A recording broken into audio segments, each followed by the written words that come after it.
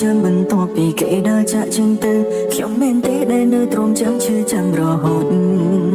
បើបែបនេះខ្ញុំនោះមែនទេដែលត្រូវស្រក់ទឹកភ្នែកគ្មានអ្នកជួបទឹកភ្នែកស្រស់ស្ទើរស្ងួតពីខ្លួនព្រមតែនឹកគេពេលដងឆត់ងងលងស្មងតែមកខាងចាំមើលផ្លែស្នេហ៍ពេលគេឃ្លាតឆ្ងាយទាំងចិនកាយស្នាចាំមិនប្រែស្នេហ៍នាងផ្សេងទេព្រមគិតថាគេនៅតែស្មងមិនទេក្តីស្នេហ៍ទៅអ្នកផ្សេងឡើយតែតាមពិតគេសុំលាប់ចិត្តស្នេហ៍ខ្ញុំហើយตั้งតែពេលនេះខ្ញុំបានដឹងថាគេបានខ្វាត់ខ្ញុំតាំងពីដំបូងខ្វាត់មិនខ្វល់ពីបេះដូងមួយស្មងគេប៉ុណ្ណាស្មងមិនប្រែស្មងគិតថាមិនអាចស្នេហ៍អ្នកណាក្រៅពី